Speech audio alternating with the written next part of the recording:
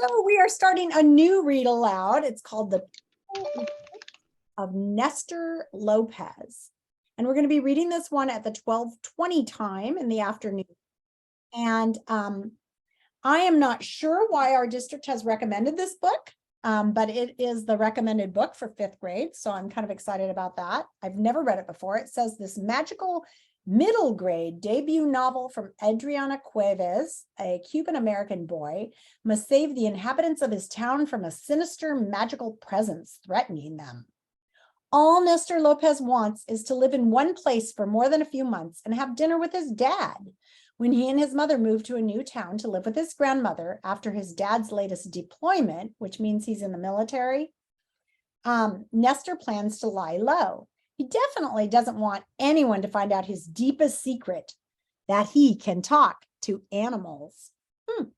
But when the animals in his new town start disappearing, Nestor's grandmother becomes the prime suspect after she is spotted in the woods where they were last seen. As Nestor investigates the source of the disappearances, he learns that they are being seized by a tule vieja, a witch who can absorb an animal's powers by biting it during a solar eclipse. And the next eclipse is just around the corner. Now it's up to Nestor's extraordinary ability and his new friends to catch the tule vieja and save a place he might just call home. Wow, it sounds pretty exciting. And it says, go fish, bonus materials inside. So this is her first novel, a Cuban American. Cuba is a country just south, it's an island just south of Florida. And it's been an interesting country because the US got in a big fight with Cuba, and Cuba is run by a communist regime. And we were kind of against that. And because it's so close to the US, we're kind of freaked out about it. And so for a long time, we had a policy where if you could get to the United States from Cuba, we would give you the ability to become an American citizen. You could stay in the US. And so for a long time, people would get on rafts and everything else and cross the ocean from Cuba. And Florida has a lot of Cuban Americans, which is kind of cool. Chapter 1. I gripped Dad's old army compass, willing myself, and I'll show you the cover while I read this because there's no pictures inside. Willing myself not to launch it at the obnoxious raven heckling me from the bedroom window. I've lived in 5 other places, but the birds in New Haven are by far the most annoying. Did you hear the old lady who lives here cooks raccoons and armadillos for dinner? The raven chirps. Now remember, a raven is a bird. So this bird is talking to him, hopping back and forth on the windowsill. He bobs his black head at the packing boxes in my room.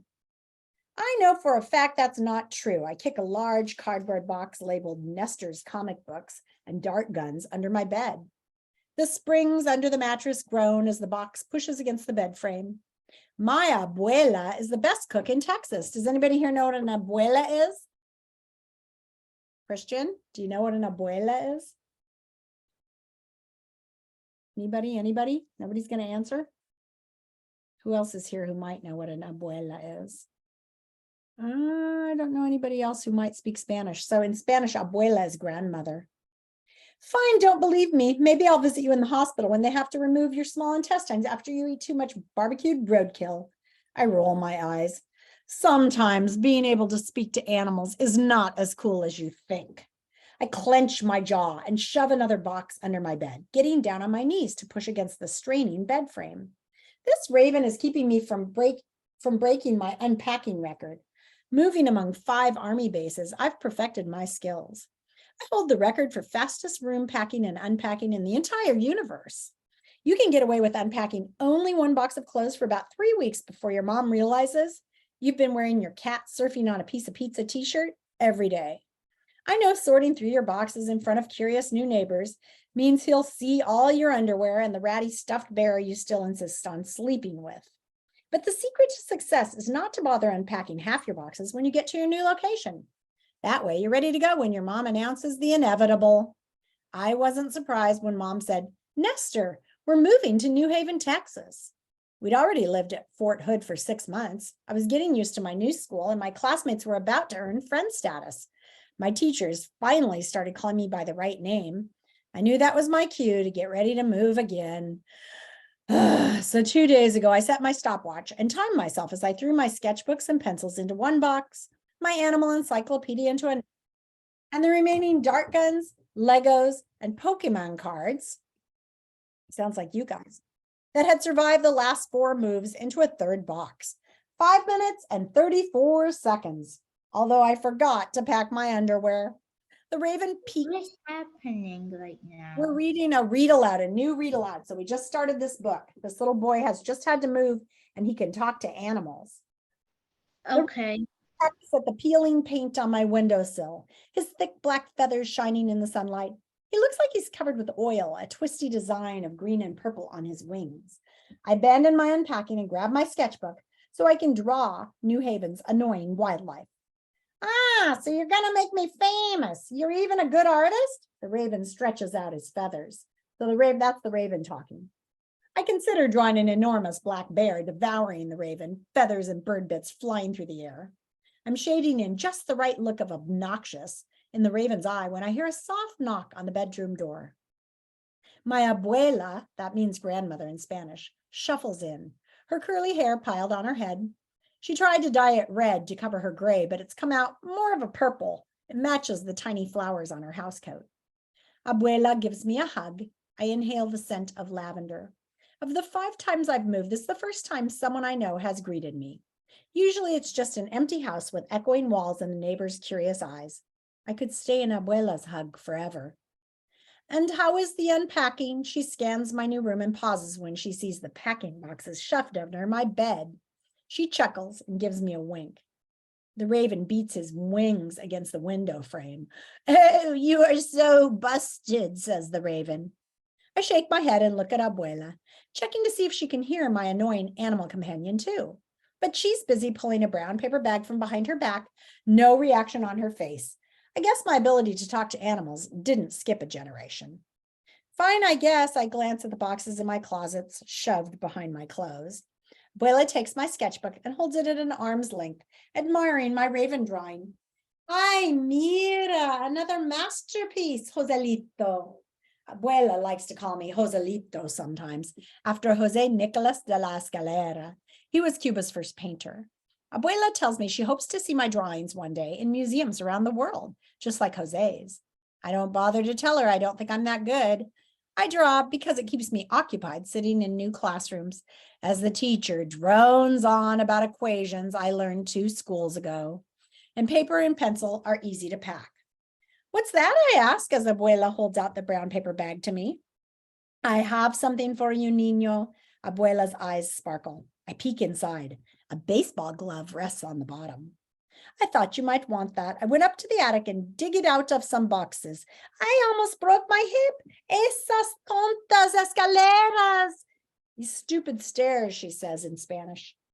I run my fingers over the worn glove, smiling as Abuela curses the attic stairs. The brown leather has cracks in the palm and a few loose laces hang from the edge. It's definitely well used. This glove was your papi's. He and your abuelo spent hours out there in the backyard, tossing a baseball back and forth. I had to yell at them so much to stop throwing and come in for dinner. And I'm a good cook. Ya tú sabes, Abuela chuckles and sits next to me on the bed. She shifts her weight as the boxes crammed under my bed push the sharp bed springs against the mattress. I hear the cardboard begin to crunch on one of them. I hope that's not the one with my aquarium. Gracias, abuela. This is really cool. My dad's glove. I slide my fingers inside and flex the glove open and closed. I definitely won't forget to pack this when we move again. Abuela rubs my back and whispers in my ear. I have something else, mi niño. What is it, I wonder? How she's going to top the glove. She reaches into the pocket of her housecoat and pulls out an envelope. I glance at the white paper in her hand, recognizing the small all caps handwriting. Dad. My heartbeat pounds in my chest. I grab the envelope from Abuela. No way already? I leave you to it. She kisses the top of my head and pads out of the room in her house slippers. I have an entire shoebox of letters from my dad. The inbox of my email has its own overflowing folder of messages he sent me over the last 3 months of his deployment. And yet every time I get a letter from him, my heart beats so fast I can hardly breathe. I always scan the envelope's return address for some clues about him. Has he moved bases? Is he still in the Middle East? The cryptic combination of letters and numbers on this one tells me he's at Bagram Air Base, Afghanistan. I tear open the envelope and read. So it's hard for these kids whose parents are deployed and they're in the army because the kids worry about them so much. Nestor, I know we usually email, but I wanted to have something waiting for you when you got to New Haven. Hopefully this letter arrived in time. Specialist Fitcher and I played catch yesterday, so I wrote Kabul, Afghanistan on your baseball. I'm starting to run out of room on that thing, but I managed to squeeze it in between Ramstein, Germany, and Dachau City, South Korea.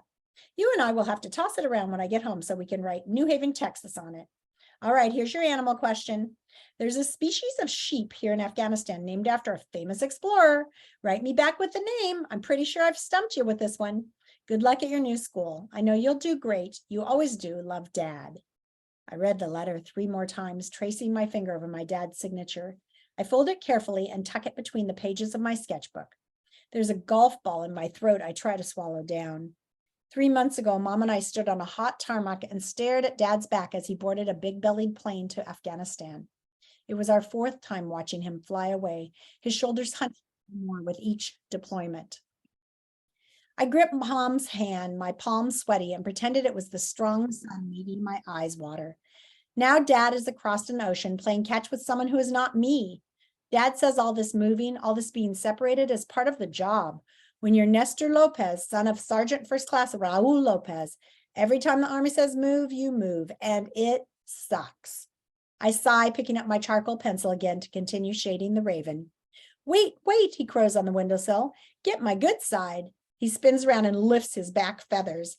I roll my eyes and turn to a clean page of my old sketchbook, flipping past pages labeled Georgia, Colorado, Washington, Kentucky, and Texas. I write days in New Haven at the top of the page and make 2 tick marks underneath. I wonder how many lines I'll be able to make before we have to move again. I draw a half circle about halfway down the page. That's my guess for when Mom will sit down with a big sigh and rub on the back. Hey, if you're such a know-it-all, tell me about New Haven. They got anything fun to do? Movies, theater, skate park, a teleportation device that takes you to a better town? The raven hops and turns around. Hoo-wee! It's better than a worm salad for breakfast, I tell you that. He cranes his neck toward the skateboard thrown in the bottom of my closet. Pretty cool skate park just behind the abandoned Dairy Queen. I raise my eyebrows. From what I've seen, I'd be lucky if that skate park is anything more than 1 concrete block and a piece of plywood.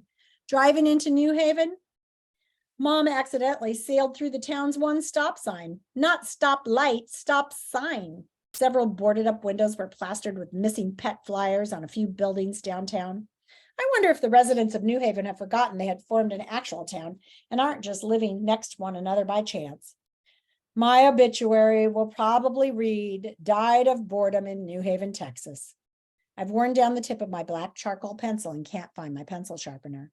It's probably hiding at the bottom of a box labeled mismatched socks of toys I haven't played with in 6 years. I move through the boxes scattered in the room and start piling them in the closet. I'm stacking a 3rd box on my tower when I notice writing scrawled on the back wall. Raul Armando Lopez's secret hiding spot. Trespassers beware. The handwriting is shaky and a stick figure dog is drawn underneath. I smile at the thought of Dad labeling a hiding spot that's supposed to be secret. I hope the Army has taught him better camouflage sense. I take the box and start a new sack, leaving Dad's message uncovered, so he's in his dad's childhood house with his grandma. I continue stacking my unpacked boxes until they reach the top of the closet. I have to use all my body weight to close the closet doors, the wood creaking against my shoulder as the cardboard crumples. All unpacked? Mom's head pops around the doorframe and she scans the room. I jump onto my bed and move my feet in front of the boxes crammed under the frame. I keep an eye on the closet door, praying it stays shut. Yeah, sure, of course. Look under the bed, look under the bed. The raven flaps wings and squawks. I snap my head toward the raven and swat at him with my sketchbook. He flies away from the window with a screech. Mom's tired face doesn't show any hint of understanding the bird. The dark circles under her eyes match the purple in her shirt, and her black hair has mostly fallen out of her messy ponytail, sticking to the sweat on her forehead. It seems like with each move, she gets slower at packing and unpacking. Well, I get faster. She always saves a picture of Dad in his dress uniform until last, wrapping it in her green and gold scarf and placing it in her purse, removing it only when we reach our next destination. Let's take a selfie for Dad in your new room, Mom says, sitting next to me on the bed. Mom is obsessed with taking pictures for Dad. She holds out her phone and I lean in close to her, wrapping her arm around me. She taps a button and captures our toothy smiles. I don't have the heart to tell Mom that her arms are so short Dad won't be able to see anything behind us. For all he knows, we could have moved to the surface of Mars. And there's just one more page. Mom stands and inspects the picture. She looks at the boxes under my bed, her hand wrapped around Dad's wedding band hanging from a gold chain on her neck. She rubs the ring with her thumb. Nestor, actually unpack this time. I'm serious. Yes, ma'am. I look down at my bare feet swinging off the bed. It's not like it matters anyway. Mom gives me a weak smile. New Haven will be different. We're not on another military base. Maybe you'll like it. Fort Hood had a Whataburger, a video arcade, and a comic book shop where you could read as long as you wanted. Most kids at school had parents in the military, so everybody understood if you didn't want to talk. Now Mom's moved me to a town where I'm a circus freak, an alien from a distant planet. My only comfort is knowing I might not be here long. Your dad loved growing up here. I knew it will be good for you. Until the next move, I grip my pencil so hard it snaps in my hand. Mom sighs and rubs her eyes. I don't know what to tell you, Nestor. We're here with your abuela. You'll be okay. I open my mouth to argue just as the old closet doors give way, revealing an avalanche of crushed cardboard and packing tape.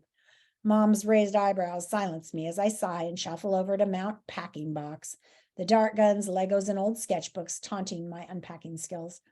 Obviously, no unpacking record will be broken today. And we're to chapter 2. Interesting book. I'm going to open the breakout rooms. You guys can keep playing. And at 2 o'clock, we'll do a group game if you guys are still here. Or you can stay with me and chat. All right, breakout rooms are open.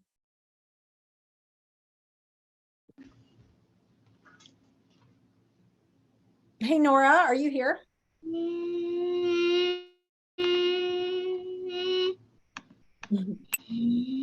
Nora, are you there? Hello, Nora.